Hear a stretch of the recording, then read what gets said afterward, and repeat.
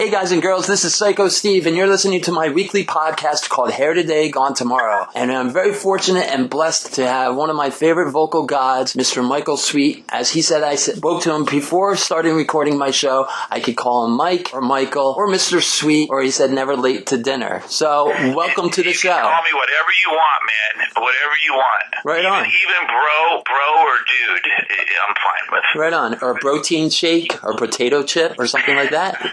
Exactly. Right on. So, first of all, just want to say congratulations on the new album, Goddamn Evil, correct? That's it, man. That's it.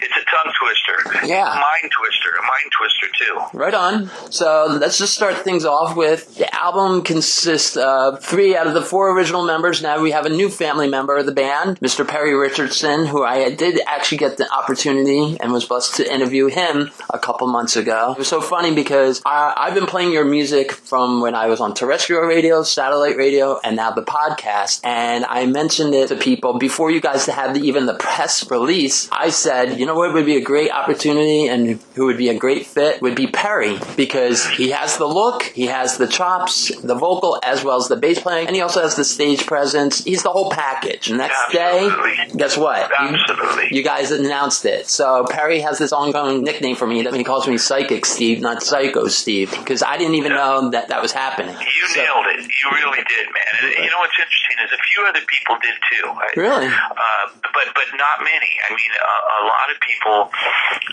were throwing out names like, Rudy Sarzo and Sean McNabb and James Lomenzo, the obvious. Right. And we actually were talking to Sean. Wow. Cool. McNabb, and we really respect all of those guys. Right. But Perry's name got brought up by our co-manager, Dave Rose, and once his name got brought up, the light went on. Cool. And we felt like, oh my gosh, yeah, perfect. And then I talked to him, Perry, fell in love with him, his personality. Then we flew him out, and we auditioned him, and we all fell in love with his personality before we even heard him play or sing. We just felt like, wow, this guy's just a really nice guy, and just a really cool guy. And he brought a whole new energy to the band. Right. Just his presence. And then we heard him play and we heard him sing, and his playing is really solid and tight. And then his vocals, he's singing the high parts above Oz and just nailing them. Wow. And really singing them out with great pitch and power. And I don't think our vocals have ever sounded so good. Nice. We've been rehearsing for 3 days here at my house, and every night we just start talking about how great everything is sounding, and I think fans are going to love it. Well, the songs that I've played already and people have heard and seen the video, we absolutely love. So I can tell you that from my perspective, and I have a tremendous amount of fans of yours. We have a lot of mutual friends, and even though the music business is huge, the circle is kind of small. That people tell me all the time, they're like, have you heard this song? And I said, have you listened to my podcast? Of course, I played it. I have a 9-year-old and a 6-year-old, 2 little boys, aka my little monsters. I'm a single dad, and my kids absolutely love it. They rock out to it, and my ex-wife rolls her eyes because she's into the pop stuff. And my son now, he just turned 9 last week, got his first phone, and of course he downloads the app so he can listen to my show. And then he pairs the Bluetooth in my ex-wife's car, and he turns it up really loud and proud, and that makes me happy, of course. That's so great. You got to raise them right with the right music. So, because, today's generation are missing out of what yesterday was about. Well, I think they are. There's a select few that aren't. And congratulations, by the way, about your kids. That's great. Thank you. But yeah, a lot of people are missing out, and I think that's due to the fact, obviously, that it's not overtaking the charts like it was in the 80s. Right. Rock ruled the charts and the airwaves, and it doesn't anymore. It's hip-hop, and it's country, and all this other stuff. But that doesn't change the fact that it's still the best music in the world. Absolutely. You can't touch the performances and the musicianship and the music of hard rock and metal when it's done right. And, some of these bands, like Priest just released a new album. I mean, come on, man. You listen to that album, and it's phenomenal. And then you go listen to, a hip-hop album or a pop album, and yeah, the songs are good and everything, but there's just something about the energy that translates from and by a really great metal album. Absolutely. Well, people don't understand why I listen to that genre of music so much. I said, do you get, take away the makeup, the hair, whatever, but you take the talent aspect that all of you guys have. That's why I do radio, besides telling you before that I have the perfect face for radio. If I had a quarter or even a tenth or a percent of the talent that you guys all have, it's just mind-boggling that what you guys can do. And I tell everybody, I'm like, you take the hip-hop, you take the country, the pop, where did it all evolve from? Rhythm and blues is really a slower version of rock and roll. Exactly, and you're absolutely right. And I think, sadly, people tend to forget that. Right. But it's the Godfather, man. It's what started it all. Right. It really is. And led to, basically country music is just rock. Right. Now it is. It's rock now. It's not. Right. It's not country anymore. It's not the country I grew up with. I grew up. My parents were country singers, and my dad was a country writer. He had a #1 country song in 1978. And I know country, classic country, and today's country isn't even remotely close to classic country. Right. And that's not to take anything away from today's country. I'm just saying, if you turn down the sound and you watch a lot of today's country bands, you'd swear that they're rock bands. Right. Well, look at Bon Jovi. He recorded that album, with Jennifer Nettles and Sugarland and stuff like that. I know. And Garth Brooks, he's a huge, rock fan. He covered Kiss's Hard Luck Woman off of, pardon my language, Kiss My Ass, the tribute album, and it's crazy. So Exactly. And that's okay. It's flattering, actually, that, right. A lot of the country bands, all the country bands, I should say, are really pulling from rock. Right. They're pulling from their look. They're pulling from their sound. They're pulling from their shows. Right. The pyro and all this stuff. And that's flattering. Right. I agree. So I do have a couple questions. Getting back to your roots, you mentioned how your parents were, of course, country musicians. So if you don't mind, if we can go back when you first started, I wanted to know, first of all, did you learn how to play guitar first, or did you sing first? Sang first. Right. But I wasn't real serious about singing. I learned how to play guitar first. Okay. My dad and mom bought me a guitar when I was 5. Do you still have the guitar? I don't. Oh, okay. It was a real cheap little plastic guitar you buy at K-Bar, Okay, but it was still cool. And my dad had a Gibson 12-string jumbo. Wow. And he taught me chords on that. And then, believe it or not, I started taking interest in bass because my dad played bass. Interesting. He had a Fender Jazz bass and a Fender Bassman amp. And I started playing bass, and we wound up putting together a band, my brother, myself, and another guitar player. And we entered a talent show when I was in 3rd grade, and we won first place. Awesome. Back when they gave out awards in elementary schools, they don't do that anymore. There's no winners anymore, right? Right, I know. I see it. But we won first place, so it was pretty cool. And I was playing bass, and I've got pictures of it, and the bass was bigger than me. I had a bowl cut. I looked like Mo from the Three Stooges. Nothing wrong with that. Well, I lost my hair in a divorce. That's why also the name of the show is called Hair Today, Gone Tomorrow. I'm a little follically challenged. So, but man, and then I went from bass back to guitar. Right. And then I started singing. Awesome. When I was 12 years old, my brother auditioned me. He was looking for a singer, and he auditioned me, and I could sing, and I got the gig, and the rest is history. That's awesome. Pretty much. Nice. Okay. So since you and your brother work together in a band, do you guys actually, what are your extracurricular activities? Outside the band, do you guys actually hang out? We do, but the problem is Oz and Rob live in Las Vegas. Right, and you're in Massachusetts. I'm on the East Coast. Right. I'm outside of Boston, so it's not, easy for us to just say, hey, let's get together. Right. Because we're, thousands of miles apart. But when we do tour, when we do record, we do hang out, absolutely. run errands together and go to music stores and go get coffee together and go eat together and do all that cool stuff and hang out at night and talk and watch TV and have a drink and chill. And but we just live so far apart that it's not like the old days where we could really every day hang together, because we did back in the past. Right. All right. And speaking of all of you living in all different places, when you recorded this new album and everything, since they both live over there, you live over here, and whoever recorded the bass tracks, was that you or?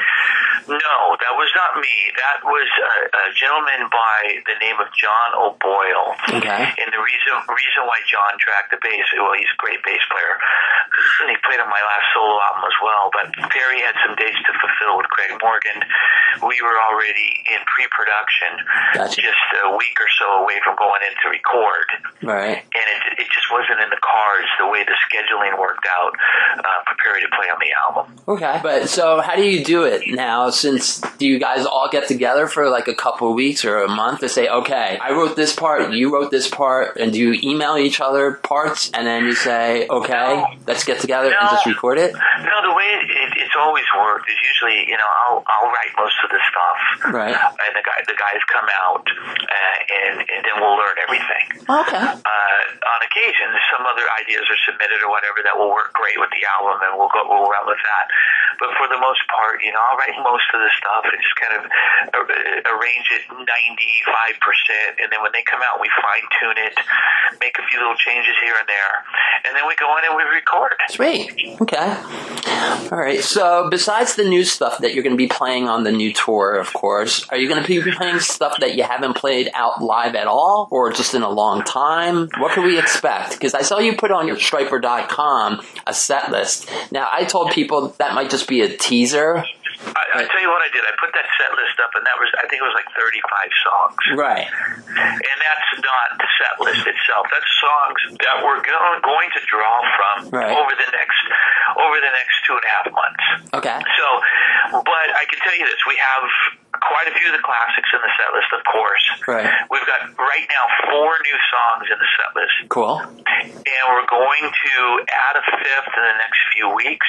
Right. And then we're going to rotate that 5th song. That's the plan anyway, with other new songs from the album. So we're going to try to eventually get through most of the album. Right. From night to night.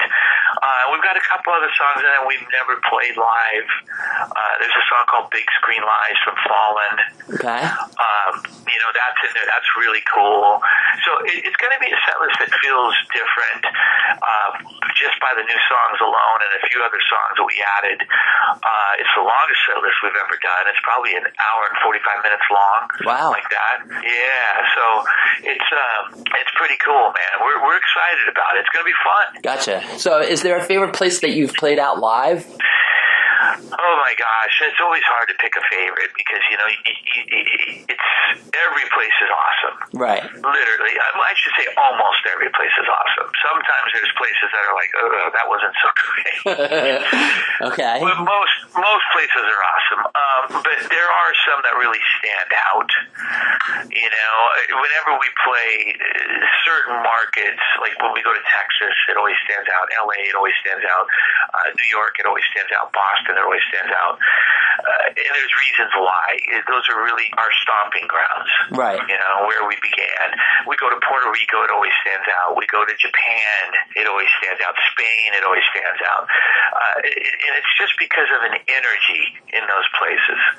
Right. The energy goes from 7 or 8 to 11. I hear you. Okay, that makes cool sense. You know what I mean? Absolutely. I've been very blessed and fortunate to travel a lot. In my before I became dad, I tour managed for several bands and stuff like that. So, certain band members said this is their favorite place to play, and they have more energy from other places, and it's all about Exactly. I mean, When you go, you can't deny when you play a club of 500 people, right. there is a great amount of energy, but it's a different type of energy. And then when you go to Puerto Rico and you play to 5,000 people, right, it's a whole different level of energy. You know what I mean? Absolutely. So it's apples and oranges. I gotcha. All right. So with the new tour and everything, do we have a certain band that's going to be doing direct support, or you just pull people from each town you play? Usually that's up to and based on the buyer's decision, the promoter, right, the club owner. A lot of times those guys want to pull local bands because the local bands will go out and help sell tickets or draw their crowd, or there's specific reasons why they like to do that. Gotcha. And once we step into the theater and the arena area, right, a lot of times that winds up being a band's decision or management's decision, right? And you can choose from any band you want, pretty much. Cool. That's affordable. So it's just determined by where you're playing. But for the most part, we're probably going to be looking at a lot of local openers. But I tell you, man, some of the best bands I've seen have been local openers. Yeah, I'm quite impressed with some of the bands that you've had on your previous. Like I saw you guys, and you've performed with Mariah Formica. Yeah, she's amazing. She's a little firecracker. She's so good. Absolutely. And that's what I'm talking about. When you have someone like Mariah opening, man, I mean, you're not going to find a better opener. Yeah. It's just not going to happen. And Scott Dunbar, Scotty Dunbar's opened before. Yeah. For me, we've had, so many good local openers. On the last Stryper tour, we had a great band called Millennial Rain in the Texas area. And they reminded me a lot of Queensryche. They were really good, man. Right. So, yeah, there's some great ones out there. Cool. All right. Now, I'm a bit of a car enthusiast. I used to be in the car business as well because of doing voiceovers for car franchises. They actually hired me to be like a salesman or a sales manager. And right. So what kind of car do you drive? Believe it or not, I drive a Lexus. Nice. Are you a car or a truck guy? It's a little IS.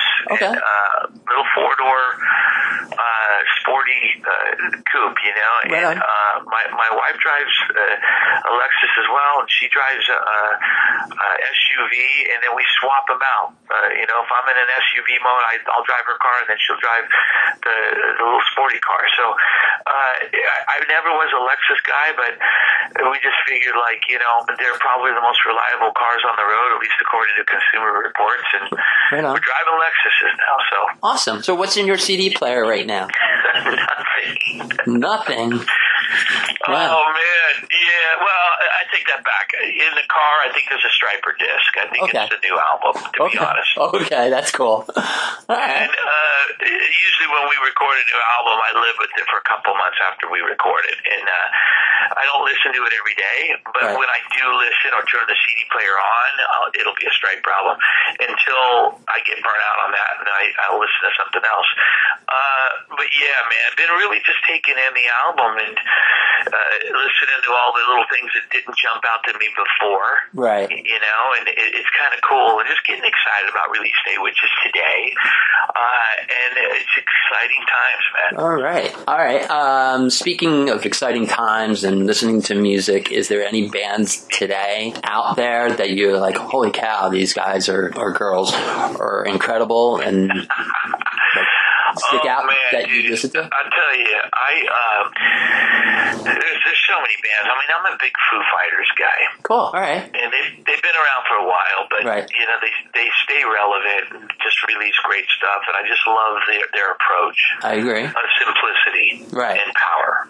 Nice. I'm a big Muse fan. Awesome. Okay. Very talented band there too. Very technical, very progressive. I love Muse. They pull in flavors of a lot of bands that I dig, from the Beatles to Queen to, they've got this really cool thing going on, and I love how they're able to capture that. It's very cool. In terms of new bands, I really dig Five Finger as well, man. I love the guitar player, man, Jason. I think he's just a killer player, man. Did you see that movie he was in? Did you watch Yes, Hired Gun? Yes. Incredible. I thought he stole the show for sure. Absolutely. I didn't even realize it until he mentioned it, that, because they don't get the recognition, and they should, that he was on this album and this album. I'm like, wow. And I have those albums, and I usually am pretty good because people call me the Wikipedia or the encyclopedia of rock and metal, but I also do have a softer, schmaltzy side of me that I'll throw on Toto or Lionel Richie or Michael Jackson. Of course. I do too. Right on. I love that stuff. But man, I was really impressed with Jason. I mean, he's standing there next to Phil X. Yeah. Playing, who's no slouch. No and kidding. It's stealing the show, in my opinion. Right. There's something about his tone and his delivery and his style is so clean. Right. And right down my alley. So I'm a huge fan of his. But I listen to a lot of stuff, man. I'm all over the board. I grew up on Priest and Maiden, Van Halen, Journey. Right. That's what I really cut my teeth on, is that Ozzy Osbourne, Gotcha. Randy. I'm a big Randy and Eddie fan. I wonder why, because one of your guitars happened to be a Randy Rhoads guitar, coincidentally. I don't know. Yeah, I'm a huge Rhoads fan and Randy fan, and I'm a huge Van Halen fan. And I don't play anywhere near the level that those guys played at, but I love them. Right on. They're great players, and I just do my thing. But I appreciate all types of music. That's why you hear on Stryper albums the heavy side, right. And that's why you hear the lighter side, because we listen to both. Right on. Okay. Speaking of playing out and everything like that, has there been a time that when you've met a certain artist, you've always looked up to, and you were kind of starstruck, and you're like a Wayne's World moment, and said, we're not worthy kind of thing? Oh man, yeah. I mean, I think a few of them. When I met Billy Idol, okay, he came into the studio when I was recording my Truth album. He was friends with the CEO of the label, and also the engineer. And he came in and hung out for a while, and I was kind of sitting there like, wow, this is one of those moments. When I met Tom Scholz, and I was in Boston, right. Every night on stage was a pinch me moment. Right, that's very cool. And next to Tom Scholz, one of my heroes. That album really was probably the first album I bought, and one of my favorite albums of all time. Huh. Guys like oh man, who else? Tony Iommi. Okay, very cool. I met him. God, man, so many, dude. I mean, I get starstruck too. I'm not one of those guys that runs up to him and says, "Hey, can I get a photo? Can I get an autograph?" Right. I kind of stay silently to the sides and try to be polite about it. I hear you. All right. Speaking of all these musicians that you have met, is there anyone that you haven't recorded with and that you would like to put it on your bucket list to be like, you know what, I can give a call to Eddie or even Billy Idol and say, hey, Billy, would you like to record something with me? I tell you, man, my goal, not my goal, that's ridiculous. My dream would be to record something with Van Halen. Awesome. Even if it's a song, Now, are we talking Sammy, or are we talking Dave? Or are we talking just members of the band, like Michael Anthony? Or are we talking the whole band collectively? Well, just Van Halen, okay. Whatever lineup it is. Okay. As long as Eddie's in there. Cool. And just record a song with him, man, because that's probably my biggest influence. Right on. Okay. Of all time, musically. And it would be such a kid in a candy store thrill to record with them, or just perform with them. Go up, if they ever performed, and go up on stage and do a song with them or whatever. Closest thing I just came to was I did a song with Atomic Punks on the Monsters of Rock cruise. Awesome. And that felt close. Great band. It was pretty amazing. It was fun, man. Those guys sound just like Van Halen. It's uncanny. Well, two of the former members of the band were Steel Panther. Right? Satchel and Ralph, or I should say Michael Diamond, were Atomic Punks, I believe. Right? So, yeah. So, cool. Yeah, they were so good, dude. I mean, and you sit and listen to them do these songs, and from the guitar tone to just the way they deliver everything, you close your eyes, you think it's Van Halen. It's amazing. Absolutely. All right. So, a couple more questions, because I know you're quite busy and you still need to wake up and finish your first cup of joe. Any rituals you have before a show, besides, of course, prayer? But do you do anything like warm-up exercises? You know what? I don't warm up as much as I should, but when I do, I'm glad I did. Okay. I drink a lot of throat coat for my voice and try to just kind of wind down and decompress in terms of stress.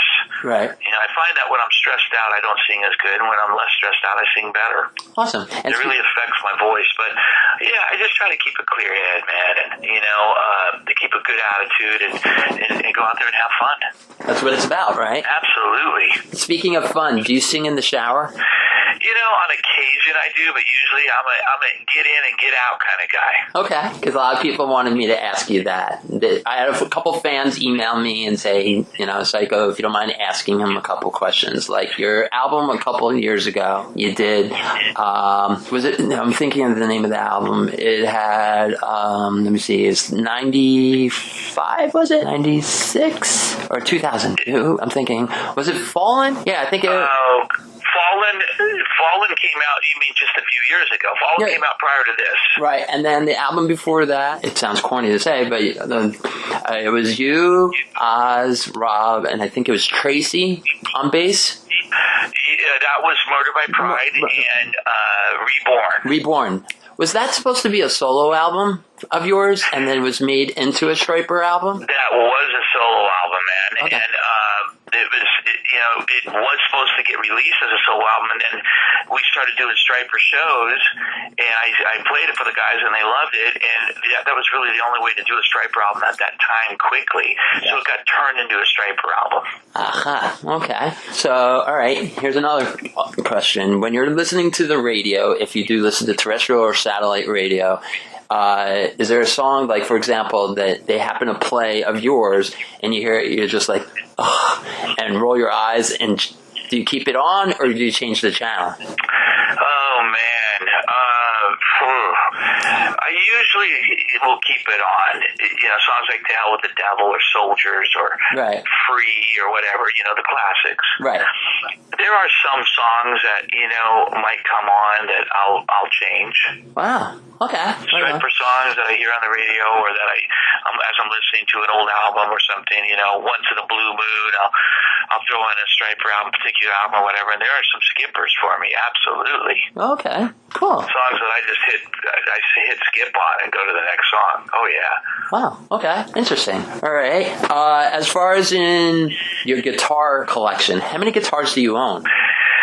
Oh, man, I used to own, over the years, if you took them all the ones I owned from the time I first bought my first guitar, you're talking about probably easily over 100. Okay. Easily. Right. Right now, I think I'm at about like 26 or 7. Right. I always stay in about that area. Okay. Between 25 and 30 is where I usually stay at. Start getting more than that, it's just ridiculous, man. Even more than 20 is kind of ridiculous. Because there's only a few go-to guitars, 3 or 4. Right. I was just about to ask you, with all your endorsements, I'm sure like guitar companies were like, hey, try our guitar out and, use it for a song or use it for a tour or just even a promo shot or a video, Yeah, there's certain ones. My Washburns are my go-to guitars for Stryper and live, absolutely. Gotcha. They're great. I love them. When I'm recording, I have a couple guitars that I'll take with me that I use often. I've got a PRS that was custom made for me, black with the yellow racing stripe down the middle. I just got a Les Paul Scorpion that's black with a racing stripe down the middle as well. Right on. And those are two really great guitars, man. They feel great, they sound great, they play great. They're old faithfuls, they won't let you down. Nice. And that's about it. I mean, I've got my PRSs that I played with Boston, my Miras. Right. I played one in particular for the entire tour, and that was my main guitar, so that's a go-to guitar as well. Okay. So, anything on the journey after, of course, albums releasing, the tour, then what are you going to do? Take a little break, then another solo album, or get back into doing another Stryper album? I think probably probably tour this year, then I'm going to start writing with Joel Hoekstra for an album we're going to do together. Awesome. And we're going to work on that. I mean, the plans are to record it, to start recording it next year, early next year. And then I've been talking to Joe at Rat Pack about another solo album. We got a Stryper acoustic album that's got to be mixed that we'll release maybe the end of this year. Cool. We're working on a documentary that we started on a few months ago. That'll be worked on for 2 years or so. That's going to be crazy. That's awesome. And then also another Sweet Lynch album that'll probably begin the latter part of next year. Now, who's going to be playing besides you and, of course, Mr. Lynch? That's a good question. I mean, I would love to have James again. Hopefully Brian again as well. The problem is everybody's so busy. It's hard to pinpoint everything and get the exact same lineup, but I would love to have the same lineup. It would be great. And then you think you might tour for that? You know what? That'd be awesome. That'd be really awesome. We haven't been able to make that happen, but it would be so great. Honestly, I think it would be a great show. Absolutely. Well, if you need help booking it, you got me on the side. I'll definitely mention it to the people at the Pony, or there's quite a few other venues, even though vendors are dwindling, unfortunately, all over the place. I know, man. And absolutely, I will let you know. And it's something we want to do and we talked about, but it just hasn't happened yet. Okay, right on. And also that goes for your solo stuff, if you need help getting that word out and everything like that, because I definitely would love to have you come on again, promote whatever you have from Stryper related or non-Stryper related. You always have a seat here.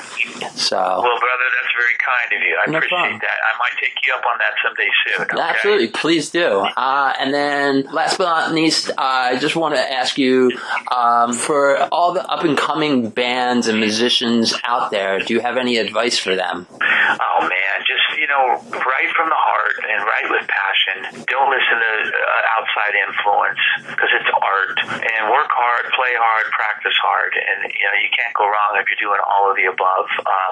You're gonna get better and better and better, and just keep trying to get better, because we never stop learning, we never stop growing as musicians. And stay focused, stay positive, and just keep doing it. Awesome.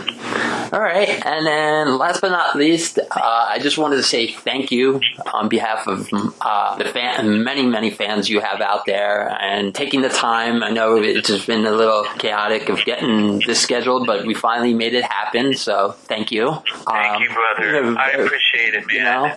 Very, very kind of you to take the time for me as well, and thank you for supporting what we're doing, okay? Oh, absolutely, and keep doing the amazing thing that you do and do so well.